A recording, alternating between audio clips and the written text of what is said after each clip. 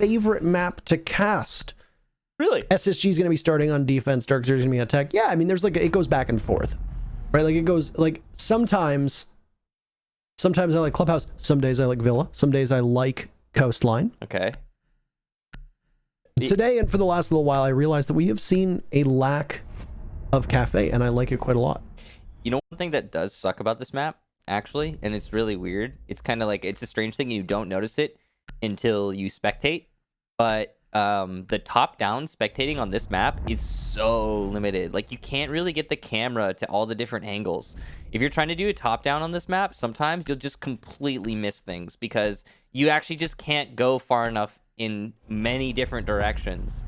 So I didn't know that I didn't like spectating this map until I noticed that, and now I can't unnotice it. You're welcome, by the way, everybody.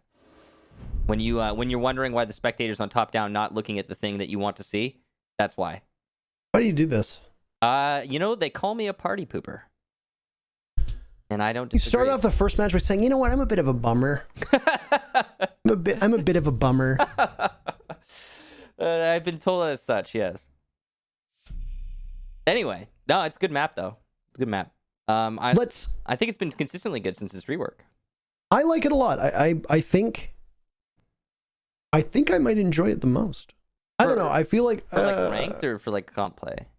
Everything. I don't know. I kind of like. I like them all.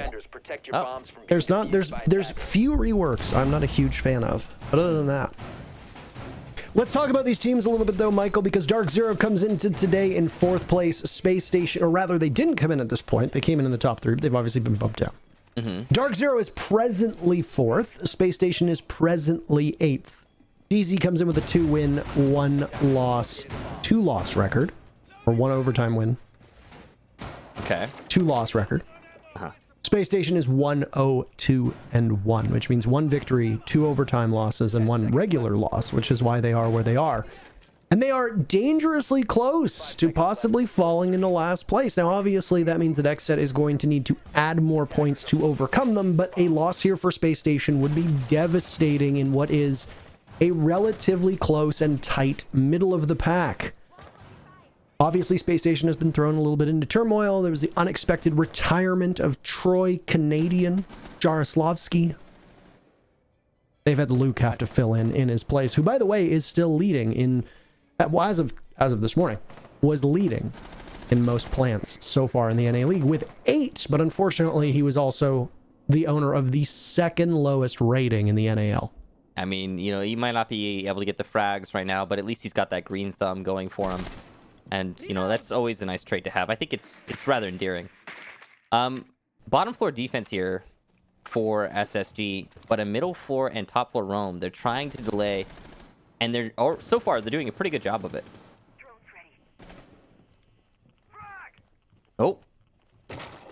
Oh, the moment is now. Oh, but he doesn't end up taking any damage. It goes off in front of him, and then Thinking Nade gets punished for it. Thinking Nade taking Rampy spot as the 2nd highest rated member of SSG. Fultz finds one with the Nitro Cell, but DZ still walks away with the advantage. They managed to down both Rampy and Thinking Nade and then remove them from the equation, so SSG have no choice but to reposition. This gives DZ unfettered access to the middle floor, and with half the round to go, they have plenty of time to be able to translate that to an actual site execute. I just love the imperious way you said no choice. No choice! The shield play. You are out of options! Done! You must commit! You have 2 choices, cake or death. I don't know that reference, but the way you said it is funny, and that gets a chuckle out of me. Somebody tag Milosh. Somebody clip that and tag Milosh, and he'll appreciate it. He'll like it. Yeah. SSD find themselves 1 man down, but it's not the end of the world. They do still have good control in their sight and by Whiskey. Fultz can work some magic here along with Luke, trying to play across from small. And together, actually, Bosco's even extended to VIP. This is almost no site presence from SSD. They're trying to get a pick off site before they rotate. They're also very aware that DarkZero are not focused on Bakery at all. DZ still has 40 seconds, by the way. They can very easily just make a pivot, and it would be really hard for Spacestation to do anything with it. NJR gets down, by the way, from Luke, who finds his first frag of the match, and now he'll head into the bomb site. DZ answers that one back by removing Bosco. Great shot from Fultz inside of the kitchen. He vaporizes Mint. Diffuser as well being surrendered. So Fultz has case control. Does he know it? Finds 3 kills, 1 more to go, but Eclipse is in the middle of the bomb site, and Fultz has no opportunity to move past the spot he's in. DarkZero takes round number 1. Wow. What a shot. Yeah, that was impressive stuff there. I want to know how many, because I think it was 3 or 4 kills there for Eclipse. I didn't see all of them. I want to see the scoreboard to find out when we get there, I guess. No, it's 3. Yeah, 3 for Eclipse, 3 for Fultz. An impressive round for both of them, but Skies and Hyper contributing 1 each, and DarkZero will take it. It's that early engagement upstairs, the one we just saw in the replay. That's what really did that round in for SSG. It's just the fact that SSG was working back from a man disadvantage for the entirety of the round because of that first fight. Defenders, protect your bombs from being defused by attackers. All right, now it's reading. Upstairs is the second bomb site. The one thing I do like the most about Cafe is we talk about it when it pops up and when it warrants, is the evolution of the meta. Cocktail was by far and away the most comfortable site. It was the one where we saw people play on with the most frequency. And now it's slowly fallen out of favor to the point where we will see it maybe once, maybe twice during the course of a match. By and large, they're going to go for a rotation of Kitchen being your main bomb site, Reading being another bomb site that you'll often see, almost as a 1A, 1B type deal, and then you might even see Mining, which doesn't pop up, or didn't for a while pop up all that often. So that sort of evolution is really cool. We saw it as well with Coastline. I feel we're slowly seeing it with Villa, with a lot of teams foregoing Trophy and Statuary and instead opting for Kitchen down below. So it's just something to keep an eye on here. But for those of you that haven't necessarily watched a lot of Cafe, there's a nice piece of info for you. Here's another piece. The roam downstairs with the C4 in place can be very useful. Luke's already used his or pre-placed it or what have you. It's not in a position to be detonated right now. Also, the mute jammers inside of Cigar can be very good at slowing down the push and the roam clear on the west overtake, which is your typical take when executing upstairs. DarkZero have already managed to get top red control, and they're going to extend that into Cigar and Piano shortly after. Air jabs on the flank, so they don't have to worry too much about being pushed up on by those red staircase. But still no control in Cocktail. Rampy is positioned there, and he's got a nice angle through B3, which he can use to control the push in through the double door from main bar. He's also got support from White Stairs and Wood Pallets. So this is overall a very enforced roam from SSG. And there goes a smoke, whether it's to conceal somebody's position or not. Not entirely certain. Bosco still has 2 left. And it looks like he's ready for yet another one. It is going to stop the advance from DarkZero, and Bosco will take up ground very aggressively. I don't know if they're aware of this. NJR consistently having some of his HP ticked away by that toxic canister, and now they'll try to discover the location of the smoke. I don't know if they're aware of where he is, but NJR should be able to net this one and give DarkZero the opening pick. That's indeed exactly what happens. Rampy down below watching the windows to see if there's an upside down rappel, but right now DarkZero is giving SSG virtually nothing. Right as I say that, NJR almost opened himself up to a pick from Rampy. Rampy will drop downstairs. C4 goes up. This could net a kill, and there it is. It even does some more damage to Mint. Thinking nade, very impactful C4. And now, all of a sudden, SSG aren't just back in this. They are actually in the HP advantage. And look at the time. Positional advantage, time advantage, everything's going SSG's way. The only thing they don't have going for them is utility, essentially. But that's not the end of the world when you've got the control that you've got right now for Space Station. Good use of the Ash Charge there to get rid of the Malusi on the couch, allowing for a good entry into the site. It's going to be a push deep for Mint because the Grandfather Clock is already opened up. But he'll get off the plant and go for the frags. Luke, though, the last defender, so the frag strategy works out for DZ. Clips has retrieved the diffuser, and he's going to start planting it inside of Dining this time. 1 player down, so this is essentially a 1v1 for the next couple seconds, and now it's a 1v2. And JR not likely to be picked up here, so Luke's going to have to work off these 40 seconds to get 2 separate 1v1s, but it's doable. He's on full HP. And Eclipse is 1 or 2 shots away from death. Hyper, 2 or 3. Positioning inside a laundry. Shots go out just to check the corner. Good drone work done by NJR. He'll call out the position of Luke, and that's going to make his clutch much harder. Eclipse with a cheeky spot on top of the diffuser, and he'll get that final frag, giving DarkZero yet another round. Eclipse tucked into that corner, doesn't need to give up anything. He heard the sounds, and the call will also be made as you get finished off as to where Malusia is coming from. It was a tough spot for Luke to find himself in, and I mean, he had tons of vision and sight into reading, but not into dining, where that diffuser ultimately was planted by the double wall and by the back and the table in the room. So SSG now finding themselves through these 2 rounds in a tough spot to DarkZero, who look decently well coordinated, but at the same time, both of these rounds have been scrambles right at the very end. It came down to a 1v1 between Fultz and Eclipse in the previous round, and this time it was Luke in not necessarily a winnable situation, but one that wasn't necessarily as dire as you would assume. Though I would imagine there probably would have been a refrag set up for him if he had taken out Eclipse. Anyway, regardless of that, DarkZero now doing all right through those 2 rounds. And SSG don't like this site selection, and they're going to go to a different bomb site all 3 times. Now they're going to run for this mining and dining bomb site, with Train acting as the pivot in between the 2 sites. It's such an interesting site. This one is, the reason why we don't see this site played as often as reading, for example, is actually pretty simple. As I'm sure most of you who have watched Cafe once or twice will know, top floor east side for the defense is your safe space. It's where you're typically going to mount most of your defense. That's where we see the smoke reinforcing right now. It's your cocktail hold. Now, you hold from east side into the big bar, which, it's pretty easy to do because it's a big open no man's land, and you can hold the close angles on the south side of the building on the top floor. So you've got a good double bottleneck system going on, and nice mechanics used specifically with your SAS operators on the south side and anyone who's got good long range damage from east side to north. It's good control. It's easy to do on the top floor. But controlling above in piano? Oof.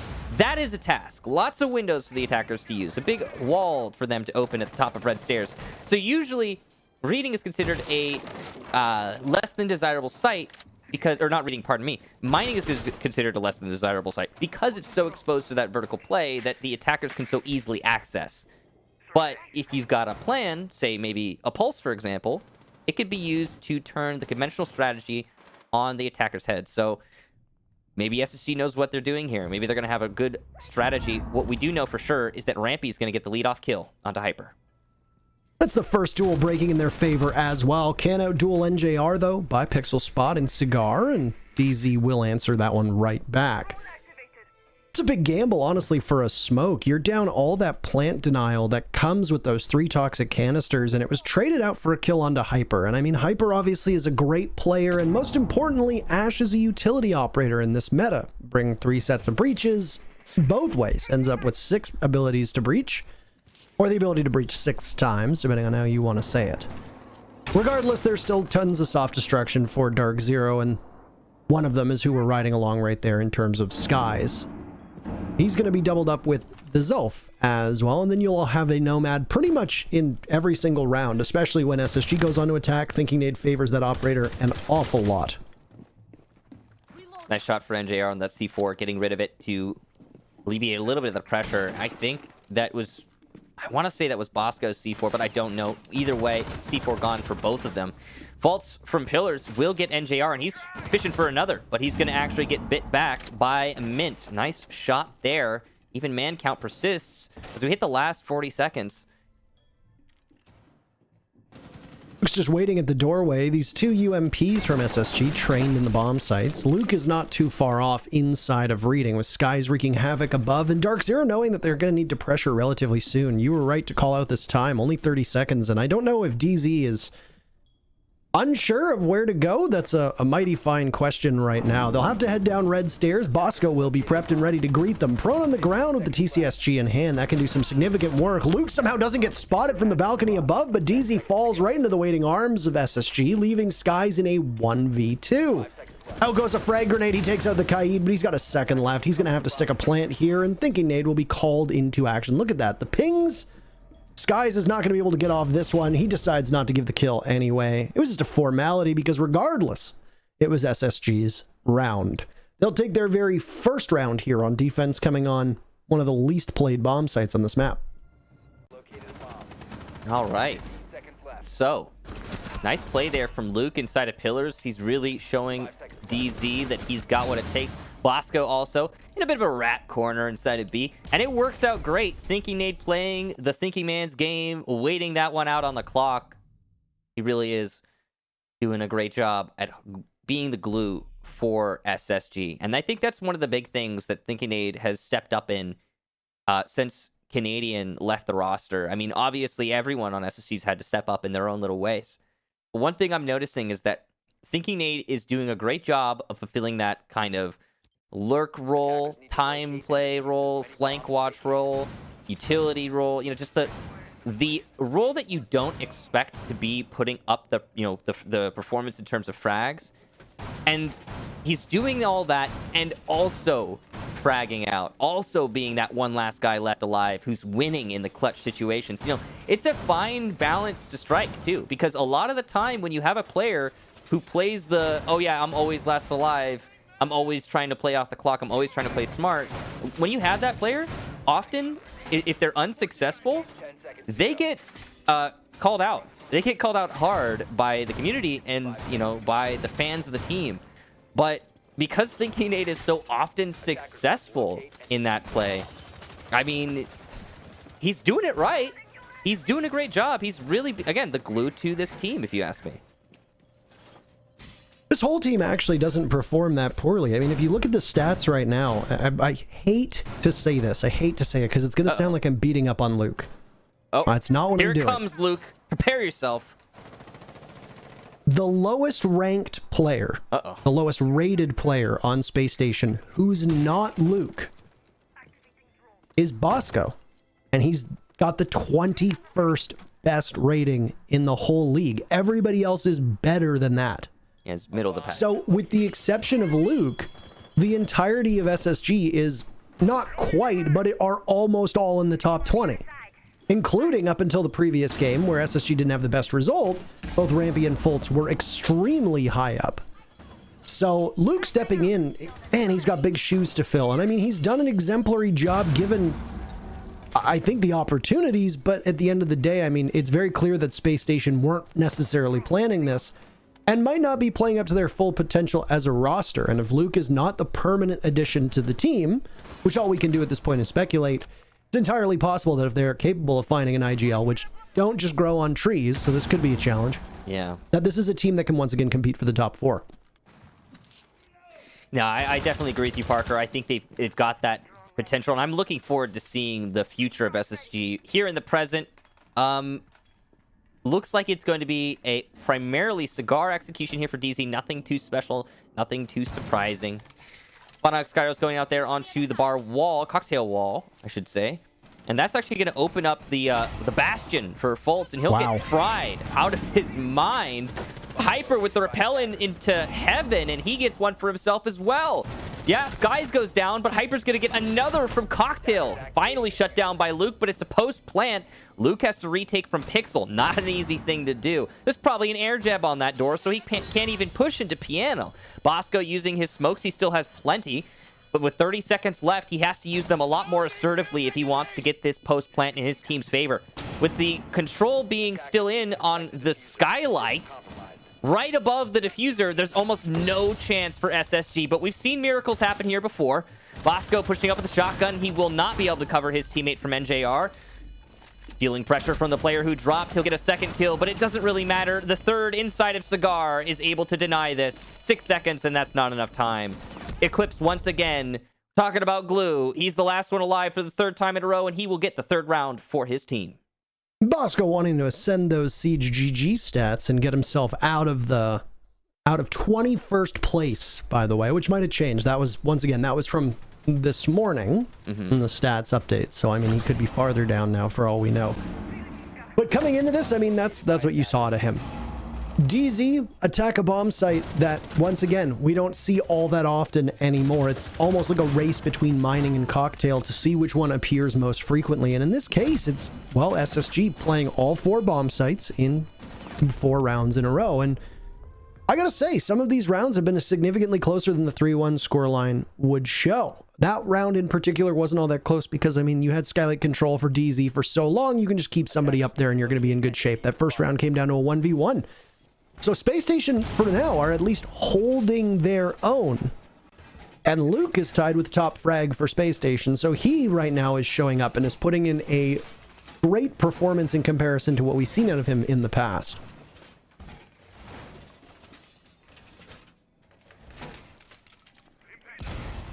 One thing I'm noticing here for DarkZero is that their objective play is laser focused. DZ is not forcing more control than they need to, and the bits where they do force, like for example, Hyper repelling in through heaven, it's calculated. It's a calculated risk. If Hyper dies there, so be it. He's at least distracted the enemy for the necessary seconds that are required to plant the diffuser under Skylight. And on top of that, they waited for the hard destruction from Cigar to force the Maestro out of his position at Cocktail before Hyper went for that repellent. It's such a well-orchestrated execution. And it's the little things that matter. They go a long way. But when no one's making any mistakes on the actual, like, take, the initial take, DarkZero made a number of mistakes in the post-plan, sure. It looks nearly flawless. It's good stuff. And it at least goes to show that DarkZero are well prepared for Cafe. What I'm worried about here is SSG's defensive half. They definitely need at least 2 rounds, preferably 3. And they've got a chance. I mean, it could happen. But there's nobody on SSG that is stepping up and standing apart from the rest of the pack right now. Faults will get the first kill of this round at least. But we've seen SSG put themselves in this position and still lose rounds before. Well played by Faults and well played by SSG to hold that map and then immediately fall off. And once again, we'll go back over towards that whiskey portion of the map by the delivery entrance and the portion of the freezer wall that's been opened up. DarkZero might not know it, but they do have control of the middle floor.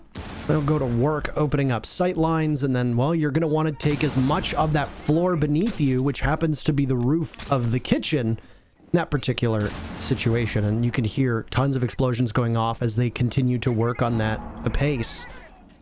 NGR taking a bit of damage, but other than that, it's steady goes now for the past 20 seconds. SSG's going to just sit along for the ride because they don't really need to do much. They're not going to contest this. They're not going to try to retake, and if they do, it will come much later.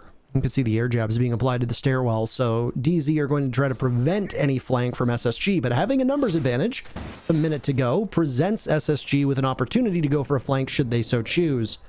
Bosco's in trouble, though, over by VIP. NJR wants to do battle as best he can. There's some backup from Spacestation, but ultimately, this should be the start of the fireworks. Rampy challenging from Whiskey. This is not an easy fight, but he's got some nice holes for it. He'll get a kill onto Brown Staircase, but downed eventually by NJR, who gets his second pistol kill on this entry. One in VIP, one behind Whiskey. It doesn't really seem to matter what gun you give NJR. He is starting to come alive, and this is starting to meet the expectations that DZ had for this player when he first joined the roster. Excuse me. Only 18 seconds left here for DZ to entry into the site, though. And Fultz is still alive, still with his gun up, and still ready to win these fights. He's going to get one, nearly a second there. Hyper will be downed and finished off by Thinking Nade. His pistol out now. Fultz challenging on Mint, who's trying to push into a 3-way crossfire, and he will not get anything. SSG leave DZ hungry. DZ once again coalescing around the back portion of the map. They don't want to deal with the front. They don't want to deal with Bakery. They want to go straight for Freezer and take Whiskey. And once they finished getting control of that second floor, which they didn't necessarily get that control themselves, it was more, as I said, Space Station fell off. DZ had control to go down Brown Stairs, and it was a bit of a cheeky play from Rampy on that last stand where he was able to do a significant amount of damage, but also get a pick for his trouble. Both he and Bosco essentially presented such a headache for DarkZero. It took a while for them to be able to cut through them and then left the rest of SSG to sit on the bomb site. And at that point, DZ seem to be a little bit utility starved. They seem to be starved for time, and they seem to be starved, most importantly, for information. DZ is a team that will punish you if they have info on you. That round, it seemed like they just tried to pick gunfights in the final 20 seconds because maybe they just lost drones. They'd thrown them away a bit too cavalierly. Maybe they were worried about their pacing and they didn't have time to go onto drones. Maybe the people who were still left didn't have any. Your guess is as good as ours.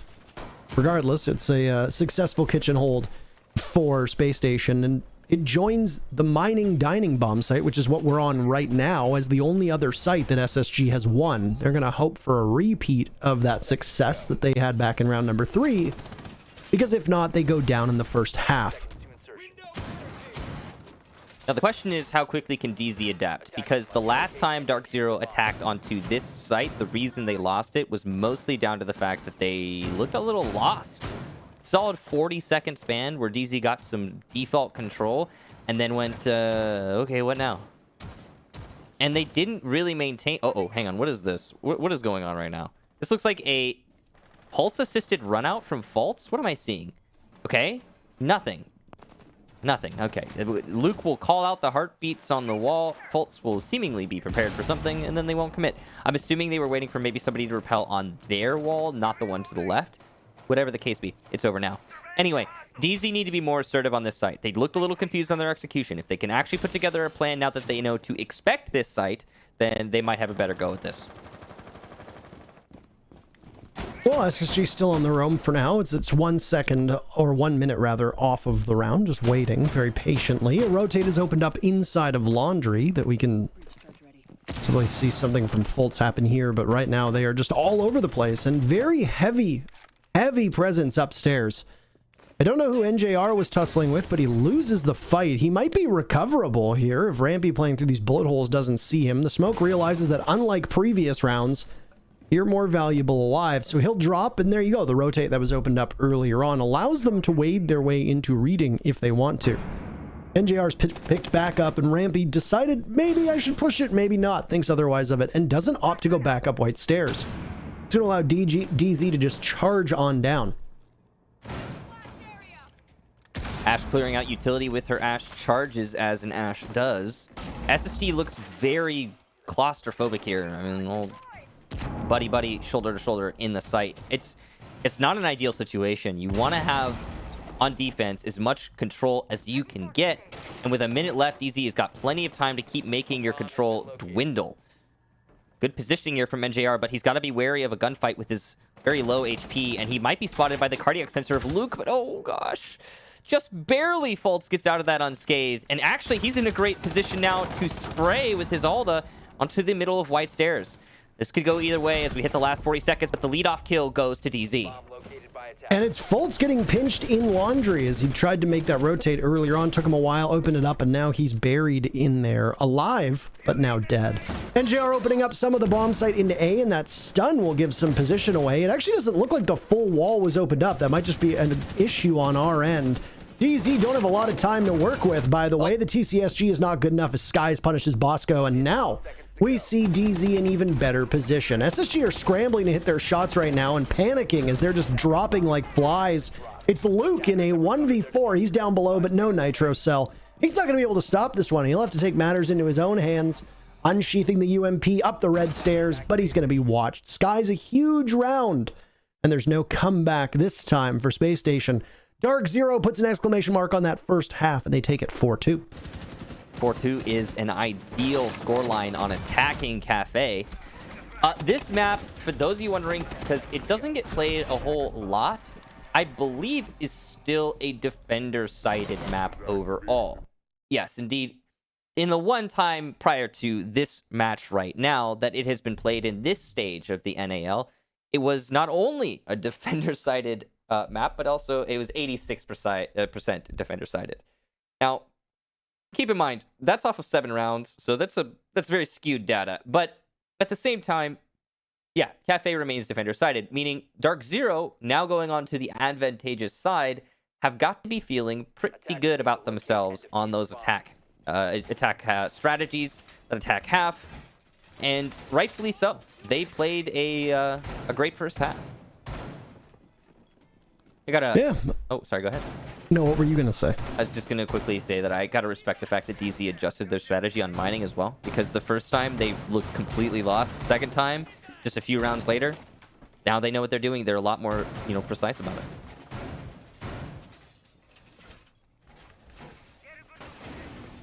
I don't think we've really 10 seconds remaining. paid enough mention to the fact that NJR joining DZ and losing Hot and Cold forced them to kind of swap up most of their roles, or at least the way that they played. NJR enters the day not having the greatest stats. He's about even, by the way. His rating is pretty close to 1. Yep. But other than that, I mean, the rest of the team has performed quite well. You're seeing both Hyper and Eclipse being far more active and involved. Skies is filling more of that flex float role than he has in the past, with NJR taking on some more of the fragging responsibilities. The person whose stats have really been hurt are Mint. Or rather, are Mint's stats. As he's not necessarily having the greatest game so far. He's 2-6, once again playing on often thankless roles, but he has been the bottom performer for DZ, even if he is captaining and IGLing them. It's almost an early pick onto Thinking Nade from Hyper, who's playing above, looking through the cafe windows. Yeah, it's an odd... DZ's roster change was a bit odd, just to put my 2 cents on it. And obviously you could look at Hot and Cold right now, who is, at the start of the day, he was what, second in all of NAL statistically, and you can say, well, look at how well he's doing now. And I'm sure that's it's on the one hand, yes, he's doing great. On the other hand, you got to remember the roles. You got to remember the way that players play. Like, there's a possibility that he'd still be on DZ right now and just not be picking up that slack like the way that Mint has to right now. There's always a job that needs doing that doesn't involve fragging, and those go overlooked and undervalued by the community, and they're gonna keep going that way until eventually there's some actual way to measure those things. But we just don't have those stats. So anyway, moving on from all that, I'm sure NJR will come into his own when he feels properly comfortable. What we do know is that Eclipse is going to be the first death. He'll go down actually pretty early, all things considered, on this execution. It's funny how we say that when there's a minute left in the round. We say, oh, we went down early. Well, on the execution. Early on the execution Fair. means early in the last 1 minute, 30 seconds. No, that's fair. Yeah. Rampy doesn't give anything up, as he still hasn't seemed to recover from his performance yesterday right now, but thank goodness for the rest of the team. Luke in particular, once again, on a heater, and I enjoy especially that as we are now prepping up for the real execution, as it seemed like we were going to go to it before, that Luke is running basically an homage to Canadian with the red skin and the Canadian charm. Very nice for him to emulate the player that he is taking up the mantle from.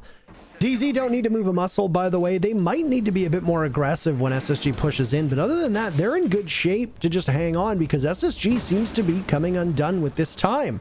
They haven't been able to get into the bomb site yet. They are tantalizingly close, but there's still work for them to do. 10 seconds to go, and it seems like the Ace and Jackal combo will just break into action through prep. Skies with a Nitro Cell in hand, and JR gets a kill. Skies can't do anything because Thinking Nade's above. Rampy falls, so DZ's putting in work, and then JR and Hyper managed to clean up on the bomb site. Unthinkable, because it seemed like SSG had the upper hand, but the counterpunch from DZ lands way heavier. Wow. DZ's strategy that round was to play the site far back, assuming it would be a bakery execution. Now, the smokes made that very tenuous for a bit there. It almost looked like SSG was going to be able to outplay DarkZero on their own game, saying, all right, if you're going to play far back, we're going to get vertical control, play that from above, just deny you rotating in on a retake. And we're going to deny your line of sights for not retaking on the long angles with the smokes. You can't see 4 because you can't get close enough because of the vertical. Now, SSG was playing that perfectly. They read the strategy. They countered it just as well as you can. However, we saw NJR go completely unaddressed in coat check. And that's it. There it is. Just one player off in coat check, not being challenged at all. Now, part of that's probably going to be Hyper getting that 2-piece. You lose your manpower, and in those, just in the span of seconds, you can lose a lot of the control you may have planned on having. But the vertical play from SSG does also divert a lot of manpower. And because of that vertical play, it's possible SSG just didn't have a man to assign to the player in coat check. That's it. And so, NJR, good awareness, sees the planter, shoots him, job done. Clock wins the round. Ah, beautiful stuff. Moving out to locate a bomb and defuse it. So DZ takes their very first round on defense, as you noted. At least, unless something has changed, this is a favorable spot to be on. If we bring up the cafe stats, by the way, prior to today, it had a single play. Its defender win rate for that single play was 86%. Though, mind you, it was only 7 rounds. So, I mean, not really enough. Not really enough to go off of. In fact, we didn't actually see any of the mining bomb site at all. So it's hard to exactly determine. How well they're doing. And yes, Michael, I did hear you say that like 5 minutes ago. I was reinforcing your point. Thank you for the side eye. But he's like, yeah, I said that already. And it's like, yeah. I was just making sure. By the way, don't talk about any of the operators or players I've talked about because I've already said that already. It was just kind of funny because you were saying it like verbatim, and I was like, oh, I didn't realize we were quoting each other. What if I had actually, like, I had a stenographer and I had every single word just typed out meticulously and I was repeating it. Yeah, exactly. And I was like, it'd be a good that's what prank. It sounded like. I was like, wait a minute. It'd be a good prank. I was emphasizing it because you talked about it when SSG was on defense, and you used it to contextualize how SSG had done, and now I'm just simply saying, well, hey, look, SSG's now on attack, and DZ have already won a round on defense. That's good, because we're still trying to determine, based upon the one play so far, if Cafe is truly still defender-sided. Yeah, I mean, it's true. It's definitely something that we have to ponder as casters, because we don't have a lot of data. One thing that I do also want to talk about, Mint on Clash. Now, he's got 2 kills in this match, and it's safe to say he's not having a good one right now. That happens, and I like that he's electing to bring Clash because he knows he could be useful on it, even if he's not winning gunfights. That is, I mean, it's self-sacrifice. I made a joke a while back about Fabian playing Montaigne because he can never hit his shot, so it's very, very convenient that he play a shield operator. In this case, I would not say that about Mint, but Mint obviously is a very proficient shield player. Regardless, we'll see how the Clash factors into this play, because SSG are so close to being able to pull off and execute, but they haven't really established much. Right as I say that, they managed to take out Eclipse, and now there's a stun from Fultz, doubling up with the Lion as they try to do some damage, but NJR, well, he's playing over by Pillars, doing some damage, gets traded out by Thinking Nate as Luke finds one as well. SSG in control, but they're going to need to get the objective down. Hyper tosses out a Nitro Cell, and there's another EE1D. Thinking Nate picks it up. Oh my, Hyper hits a beautiful shot. Thinking Nate has some overwatch from Bosco, who will need to stop the Mozzie from being able to get back into the bomb site. This is where things get tough. The diffuser is planted, and Bosco manages to get out of there, so Thinking Nate does the dirty work for himself. It could have been match point for DZ, but it's not. Space Station win a wild one in the final 10 seconds of action, and they take their 3rd round. Wow. That was a close one for Space Station, and they're going to call a tactical timeout after that round. I think an appropriate time to call a tactical timeout. You really got to stop and think about what's going on after something like that, because SSG won that. Good containment. I love the containment. Finally, NJR gets shut down on the flank, by the way. NJR always finding himself a thorn in SSG's side. Luckily for Space Station, this time Thinking Nate dislodges that thorn and allows the rest of SSG to execute safely into the site. The Clash from Mint kind of worked out, I guess, in terms of information gathering, but really DZ needed another gun. There's no way around that. Overall, just a good execution from Space Station, and the counter punches from DZ while almost working out. I was on the edge of my seat for that Hyper attempted clutch. But SSG managed to lock that one up. But you could see on their faces, they're not feeling like, oh yeah, good for us, we got that round. Because that type of round, I mean, Space Station set themselves up for success in every single way. They should have just won it outright, and they barely managed to shave that one out. Michael, have we talked about how Cafe's defender-sided? We have talked about that, yes. It's weird, almost 2 rounds in a row. You want to make it a 3rd? Let's do it. Let's not do it. Aww. I want to talk a little bit and speculate a little bit about the mental situation that Spacestation is in. And I say this because this is a team that is used to winning, right? The core of this team has become accustomed to winning, or at worst, being very competitive in every single matchup that they play in. Technically world champions still, reigning world Still champions. defending world champions, yes. Yeah. That is absolutely correct. But the thing is that does it begin to weigh you down that you're not winning? I mean, we saw some long faces while they were sitting there during the timeout. They know that with Luke on the team, that the likelihood of them being the best team in NA is probably not as great as it was when Canadian was on the team. But I am curious, and I mean, obviously SSG is capable of weighing in on this, and additionally, I mean, if Canadian is watching, I'm sure he can probably give some perspective here. Yeah, you're gonna get some DMs, that's for sure, Parker. No, I don't mean DMs. I think it would be public information. I think that's good. No, I mean, that would be interesting to... I get enough DMs as is. I don't need more. Please no more. But anyway. I'm curious to know if they are well aware that playing with Luke on the team obviously doesn't give them the same fighting chance that it did with Canadian. And obviously, because of the way the transfer windows work, they didn't necessarily have an option. But I wonder if they as a team view it as, oh, well, you know, we'll kind of learn, we'll figure some things out. That would explain the potential rotation when they were on defense of the 4 sites. Right. I'm curious as to what their mindset is. No, I mean, with the whole Luke conversation and SSG's current roster, what I think is going to happen is this. SSG's either going to be comfortable with Luke when the next transfer window comes up and they'll keep him on, or they're not going to think he's done enough and they'll replace him with the best option they have available. It's that simple. I don't really think it's any more complicated than that. I don't think we need to overlook it. Or sorry, pardon me. Don't overlook it, but don't overthink it either. He's doing a good job, I think, at filling his role. And it's unfair to put the kind of pressure on his shoulders that a lot of people do, because he's not somebody who was supposed to be thrust into this position. He's just not. He was an analyst. And he's got a lot of talent as a player, but it's kind of ad hoc. It's not... I don't know. It's not, it's I don't want to say it's not deliberate, because SSG makes their moves, but it's certainly not as it could have been. What a pre-fire from NJR, by the way. What is that? Jeez.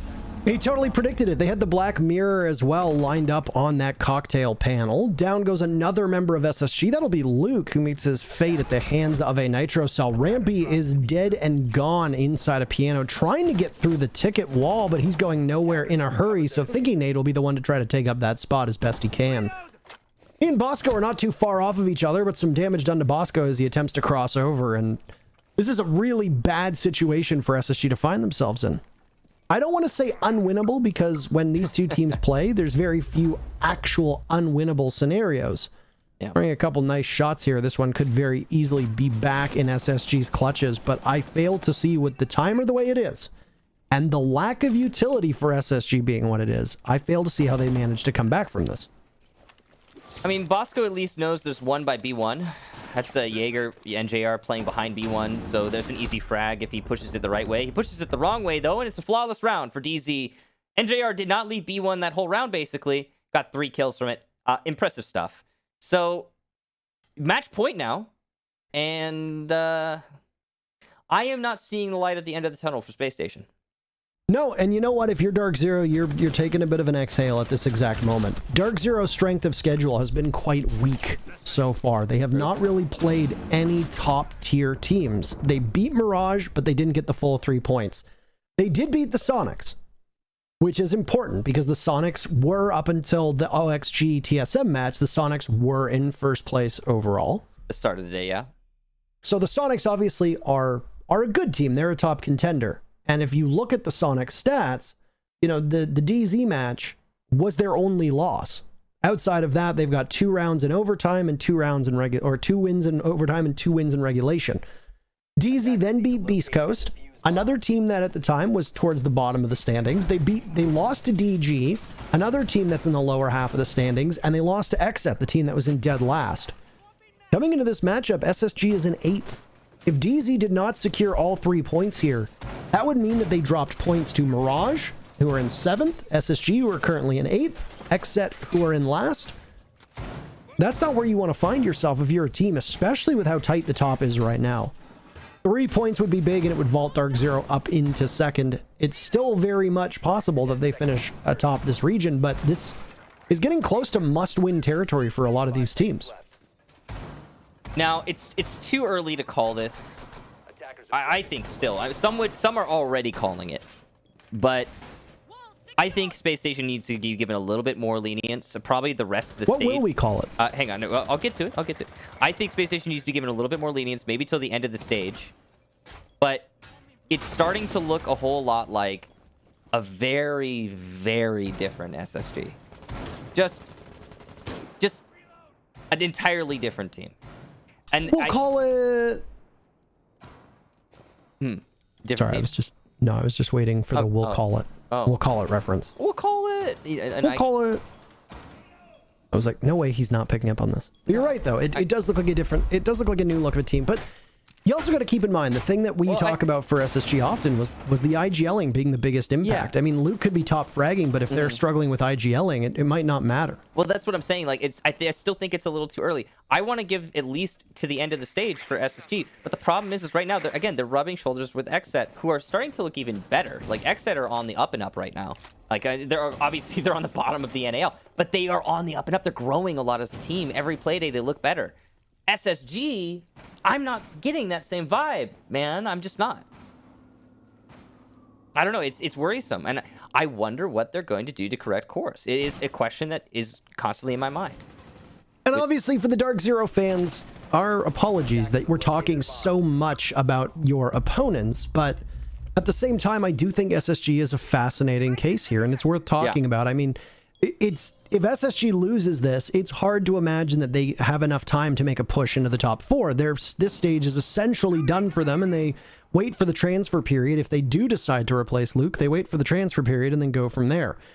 Funny enough, Luke is having his best performance so far in terms of stats, and still it's at a point right now where SSG are trailing. And obviously, it's match point for DarkZero. There's still 3 more rounds to go, 2 more at the conclusion of this one.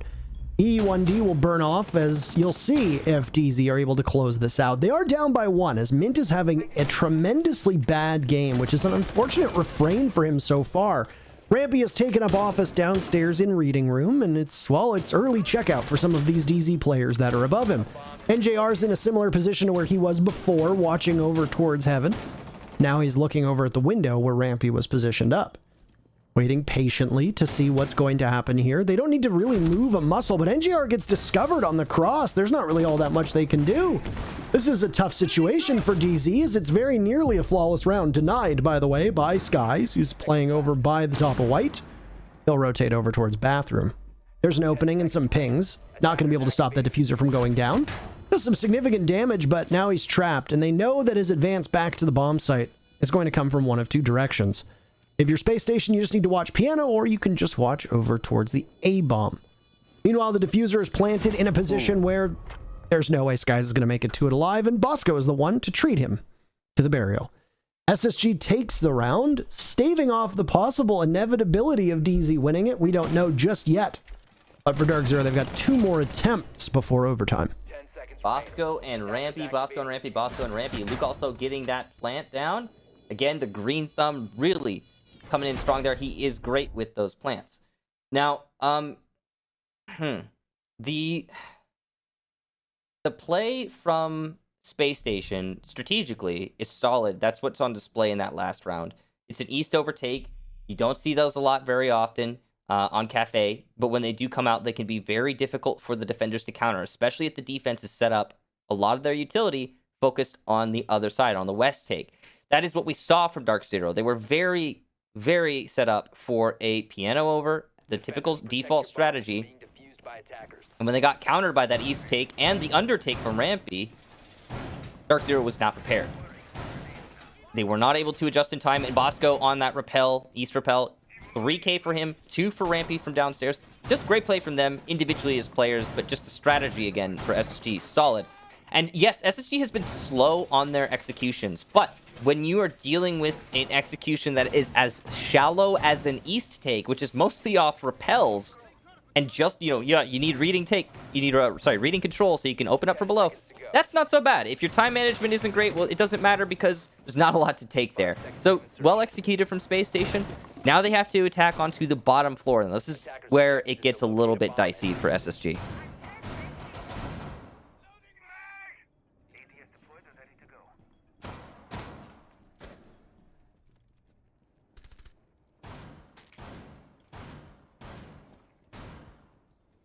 Curious as to what the setup was going to be there with SSG and how they were going to tackle this, if they were just going to go straight for Bakery or not. No team so far has really made a concerted effort on Bakery, barring SSG in round number 7, was it? Their very first crack on attack. I savor the times we get top down, by the way. What do you mean, like the top-down spectator? Yeah, I savor them. Yeah, so informative. Mm-hmm.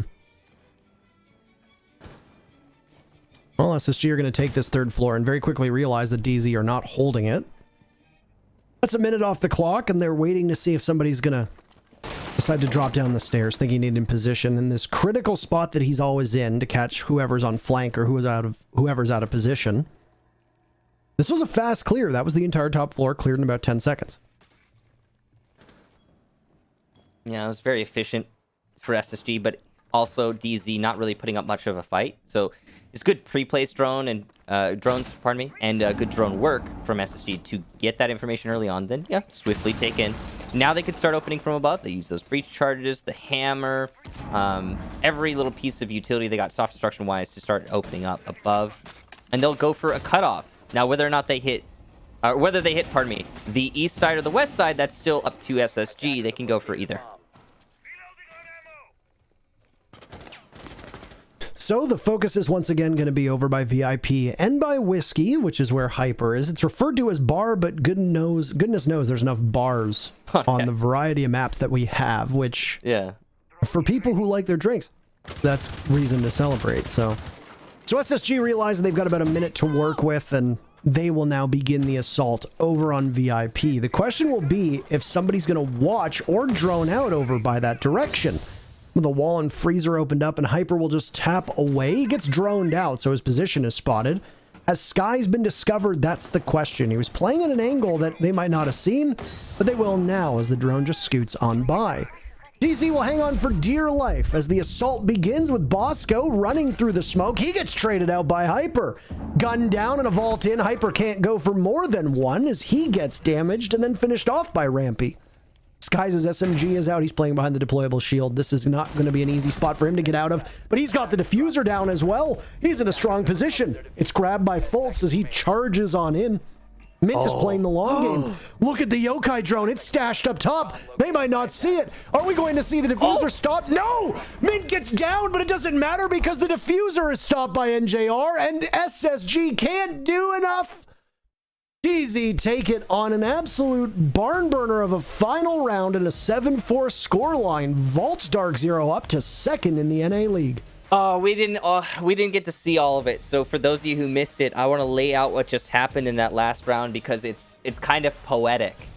Because once again, NJR from code check stops the plant in sight in what appeared to be a round DZ had already lost, and well, saves it.